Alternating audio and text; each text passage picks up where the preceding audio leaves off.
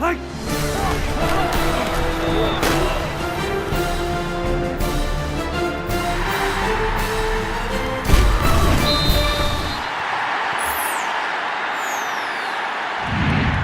the Opopka Studios in Oklahoma City, this is an OSU update. I'm Jenny Carlson. The Cowboys play on Saturday afternoon at 2:30. John Helsley joins us on the phone, as he always does, to talk about his 3 things to watch. John, every week, I think for the last 2 or 3, top of your list has been quarterbacks. Are you going to surprise us with something different this week? No surprise at all, Jenny. I think that's got to be the number one item to watch this week. As like you say, it has been, seems like consistently from week 1 on, either because of curiosity of the performance or who's going to play. And we're back to that spot again here this week with Wes Lunt leaving last week's game against Kansas State, Clint Chelf coming on and playing well. Who starts? Who plays?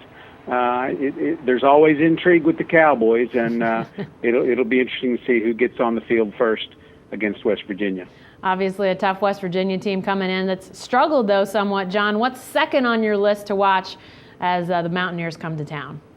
Well, I think the one key in this game for Oklahoma State is how are they going to contend with Tavon Austin. You know, you got a guy who's a great receiver, a great kickoff return man, and we've seen teams burn the Cowboys on kickoff returns this year, including last week. He's really good at that, but he's a great receiver as well.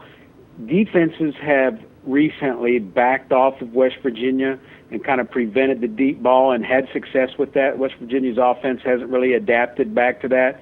It'll be interesting to see if the Cowboys kind of borrow from that game plan and also do that, drop guys in coverage, or maybe if they have to have their own ideas on really how to defend this West Virginia team. Yeah, obviously Austin a huge challenge, and Geno Smith throwing it to him. John, what's number 3 on your list?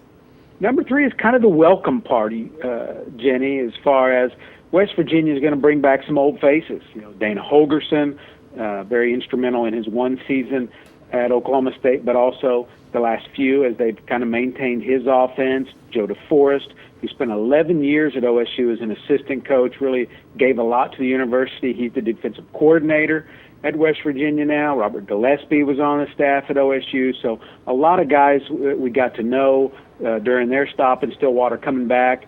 How will the crowd receive them? Kind of how will those emotions play out on the field? You know, Bill Young said it the other day, you'd rather beat your brother than your neighbor. And you know there's going to be some emotions there on both sides of the field, 2 coaching staffs that really want to beat the other side. Yeah, West Virginia comes to town, 2:30 kick, as I said earlier, at Oklahoma State on Saturday. Be sure to stay with the best coverage team anywhere at newsok.com and every day in the Oklahoman.